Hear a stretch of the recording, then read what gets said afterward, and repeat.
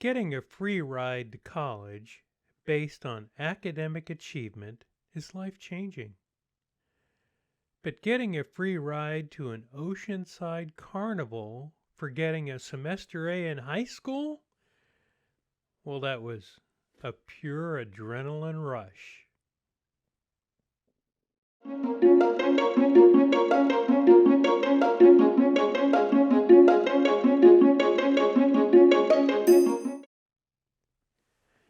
Hello and welcome. Thank you for spending a handful of minutes of your time with me and my gang of nine today. My name's Raymond Schaff, and I'm the author of Confessions of a Level 9 Nerd. You can buy a copy online at Amazon.com. Read the book. After reading the book, give it to any commercial flight attendant, as they like uplifting things. You can verify your personal nerd level near the end of this video, as you'll see all the requirements for becoming a level 1 through level 9 nerd displayed before your very eyes for a few short seconds. Everyone knows that a computer motherboard is a complex system of technology, but not as complex as these iris flowers that grow in front of a house near me. I think both are beautiful, but I'm a nerd. Now that you're a little relaxed, set your brain for low intelligence gathering as we embark on a journey through Chapter 10, A Ride for a Grade. As the 1960s evaporated into the purple haze of history, bedroom communities lying on the southern edge of the San Francisco Bay Area awoke to a glowing, fresh face of high technology. Rivers of silicon carved out a valley that would brim with great expectations, providing buoyancy to a new generation of digital ideas. Thanks to the unbridled success of microcomputing, the only thing accelerating faster than the speed of newly minted microchips was the rise in the cost of living. Blended with my 6-mile, 60-minute commute, our family decided to change gears and take the off-ramp away from high-voltage lifestyle of the Silicon Valley. We dialed down our lives inside a small California coastal town, exchanging painfully long commutes for a stunning drop in my paycheck. I took the reins of power, becoming the new manager of computing technology for a local school district. My responsibilities intertwined administration, project planning, operations, and a host of related activities. Being the sole IT employee for the school district probably had something to do with the multiple hats I wore. 2 high schools, a sprinkling of middle and elementary schools gave form to the district. My responsibility centered on the implementation of a new computerized report card grading system for all middle and high school students. The new position began with a congratulatory handshake and a brief smile from my boss as he handed me a shoebox of IBM punched data cards. The box contained a random assortment of rubber-banded data card decks that represented the sum total of the customized student grading system they purchased a month prior to me being hired. Loading any one of the bundle of cards into our remote access card reader would execute separate application programs located on a computer system 70 miles away in San Francisco. My boss suggested I might want to call the consulting firm that designed our new student grading system, as the documentation detailing how to use the system was missing from the box of cards they shipped. This was his way of telling me that my ride into school computing was about to get bumpy. The subsequent phone battle with consulting firm up in San Francisco did not end well.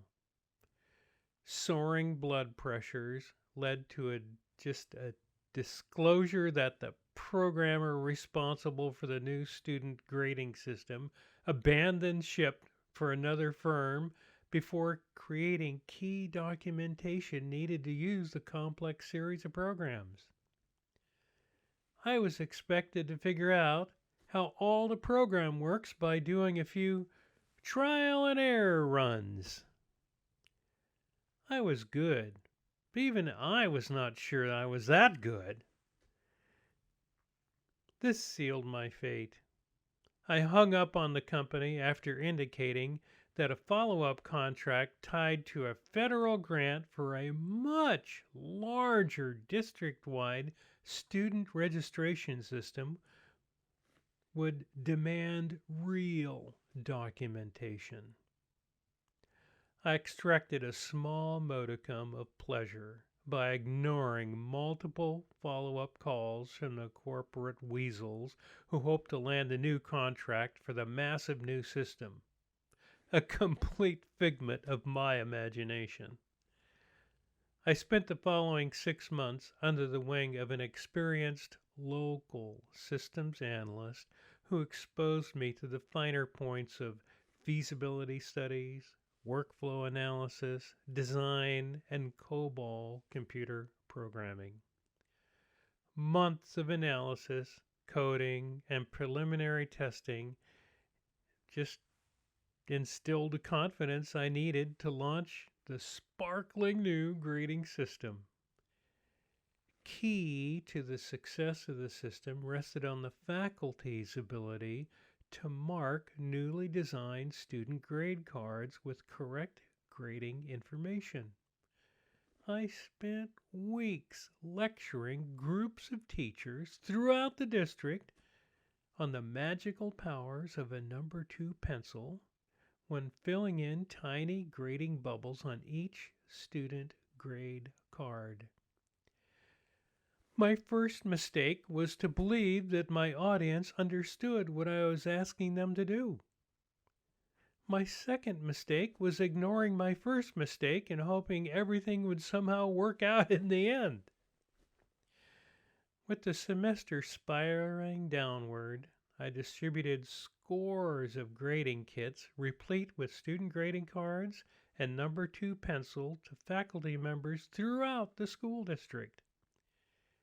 Overconfident with the new system, I blurted out to my boss, "Following the collection of completed student grade cards from faculty and staff, I only need 1 weekend to process and mail out completed report cards."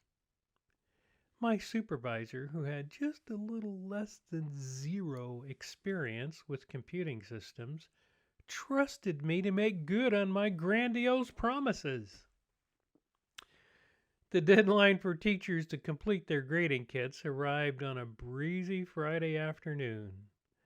I stopped by multiple schools in the district long enough to scoop up armloads of sealed envelopes bulging with student grade cards.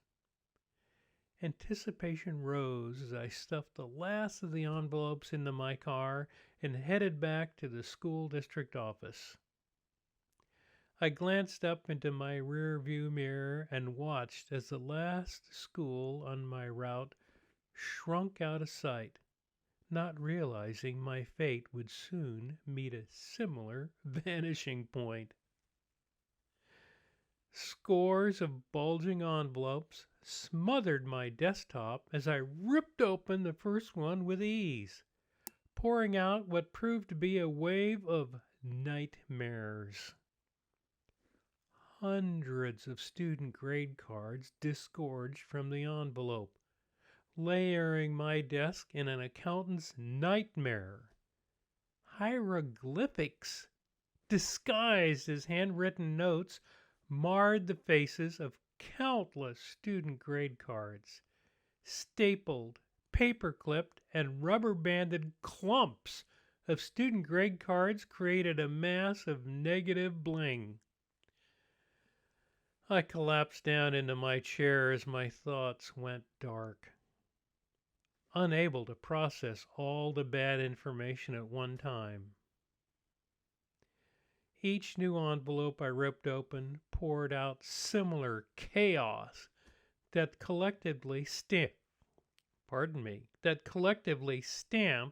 an exclamation of disaster on the entire project. I envisioned my career sliding into the nearby ocean, weighted down by bundles of student grade cards. I shoveled up the mess into my car and took a very short drive home. And upon arrival, I announced to my wife that if she wanted me to keep my job, she needed to brew several gallons of coffee and forget about sleeping for a couple of days. Time stood still as I hustled boxes of envelopes from my car and pitched them into my little home.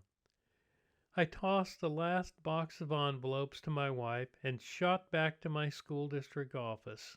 With my job slipping past my eyes, I wrangled a large, wall-mounted, metal IBM card sorting rack from my office wall and roped it to the top of my car before heading home once again.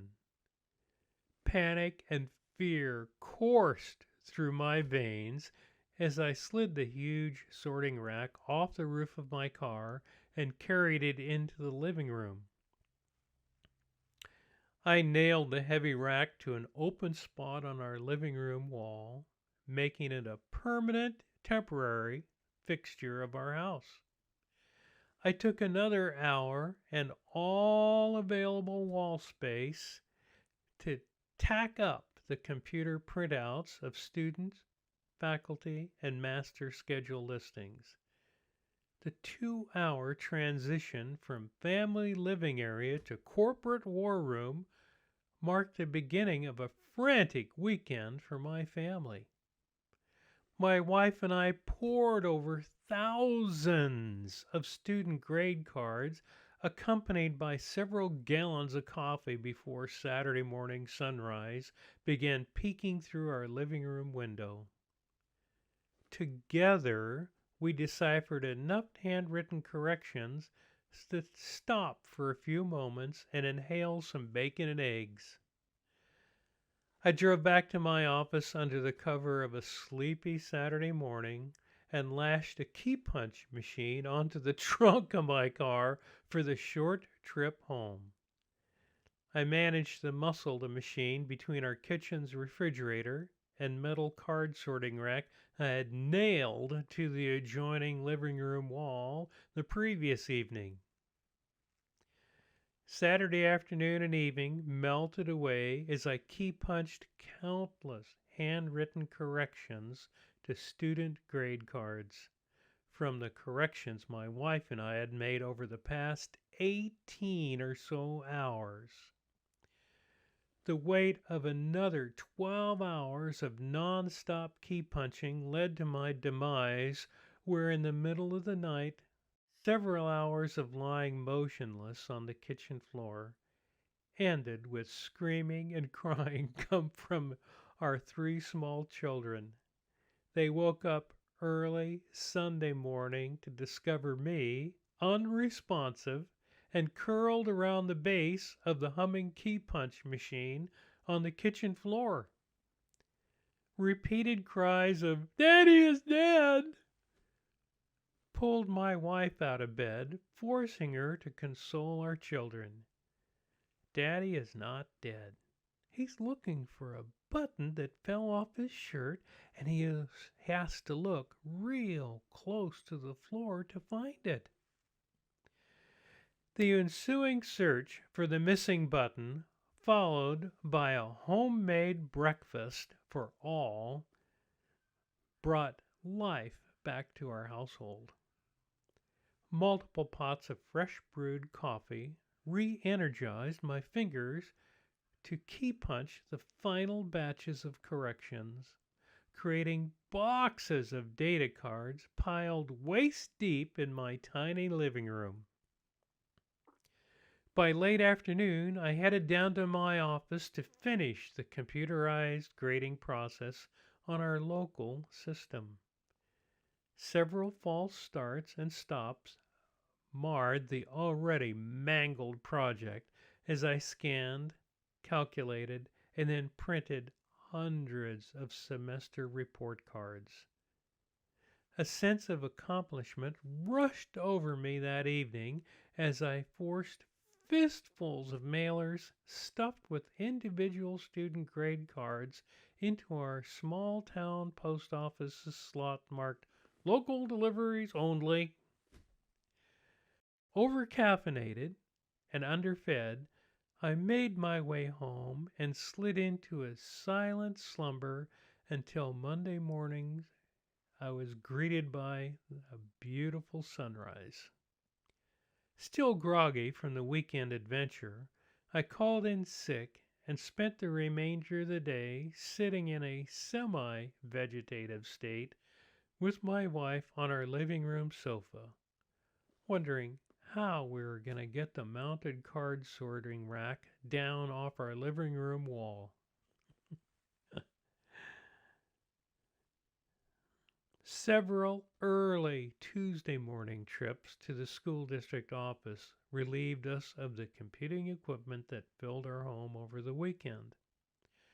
On the last trip in, I brought in a huge box of donuts for the school district administrative staff in celebration of the completion of the first automated grading process. Yeah.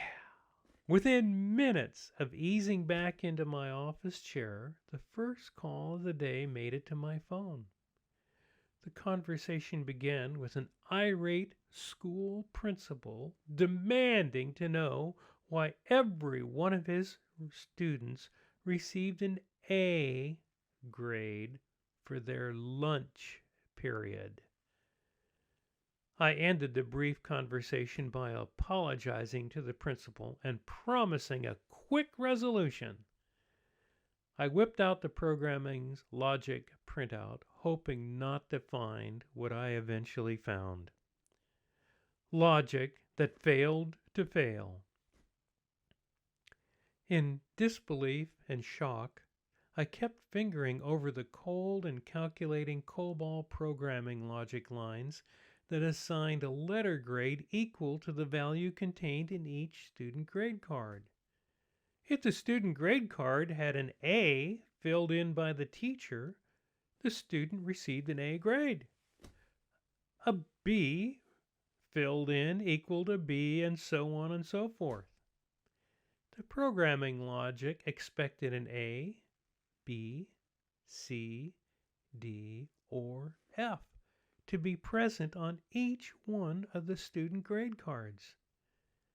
My error was to forget to program the computer's logic that each student's fourth period lunch session was not to be graded. Ugh. A computer program inserted the letter grade of A by default for the missing fourth period grade, and then continued the process of the remainder of the student grade cards. The obscure logic error resulted in every student in high and middle schools receiving a letter grade of A for his or her fourth period lunch. The relief I felt from locating the logic error ended when the school district superintendent's secretary approached my desk. She advised me that a personal one-on-one unscheduled meeting with her boss in 3 minutes. My new student grading system seemed to be as unstable as the silver lining on clouds that dissolve into darkness preceding a violent storm. I entered the superintendent's plush office, wondering if my life insurance policy covered being murdered on the job for stupidity.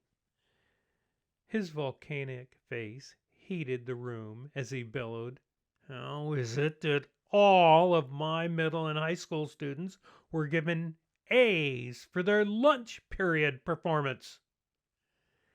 He paused for about 2 nanoseconds before continuing his rant. "Didn't you at least check a few of the report cards you mailed out this past Sunday?" He stopped long enough to fill his lungs with another load of anger and once again exploded into my face. "How do I explain to a mother that her son or daughter, who is 50 or 60 pounds overweight, received an A for lunch while failing all other subjects?" I felt like it was my first day in South Vietnam as a rookie soldier all over again. I was desperately trying to understand everything all at once, while at the same time bracing for impact and hoping only for a flesh wound. During our one-way confrontation, the full weight of my logic error hit when reminded in a final blast by the district superintendent about the local beach and boardwalk association promotion. The local media had been pushing a Ride for A Grade program where amusement park ride operators were offering all middle and high school students locally a free ride for each A on their semester report card. The school district was funding the heavily advertised promotion, a point driven home numerous times by the superintendent. Several embarrassing days later, I stapled my official letter of resignation to the official letter of reprimand handed to me early in the day for grading debacles. I vowed from that time forward, if I ever considered taking a computer programming position, I would first seek psychiatric help. Thank you. Thank you.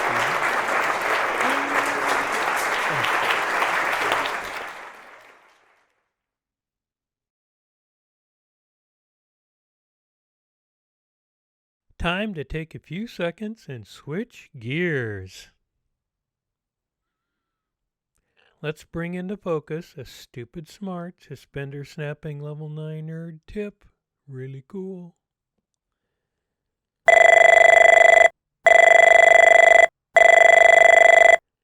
Don't be that guy. Record your cough as a ringtone.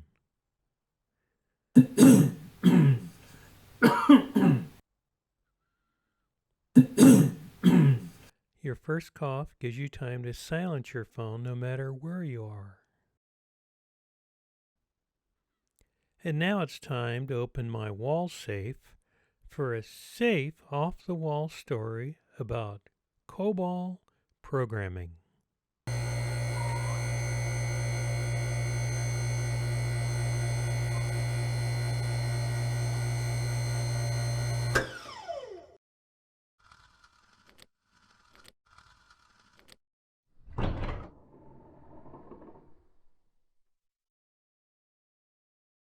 There was a point in my life I actually considered computer programming as a career path.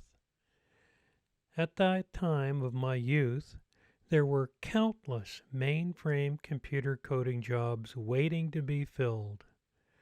My SKA, or Skills, Knowledges, and Abilities, would have opened a career door to computer programming, but I stopped short of actually pulling the trigger on a coding profession because of one particular incident. I was writing a COBOL computer program for a programming class I was attending and had invested weeks building the framework for a final semester project. I was sitting at my desktop trying to understand why my COBOL program was consistently failing no matter what I tried.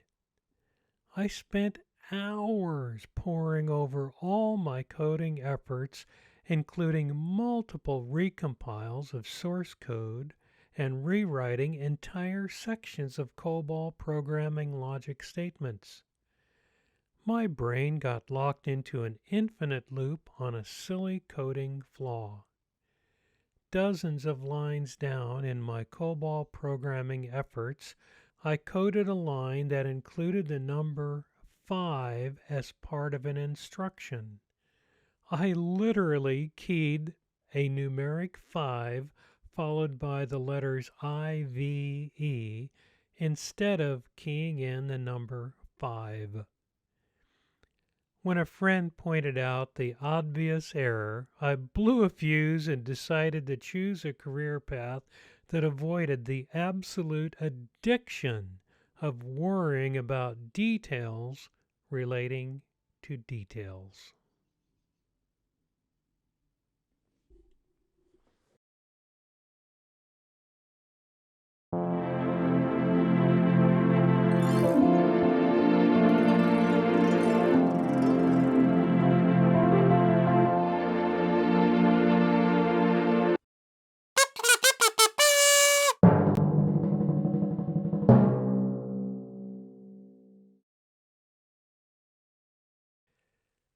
My first audience was a mistake,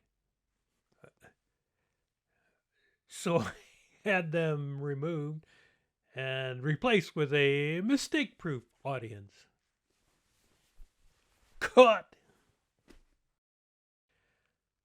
I vowed from that time forward, if I ever considered taking psychiatric help, I would first seek a computer programming position.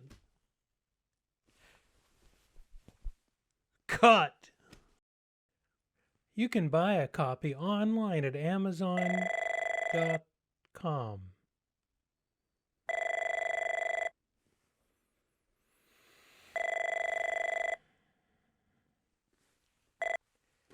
County Jail, how can I direct your call? Well, works every time.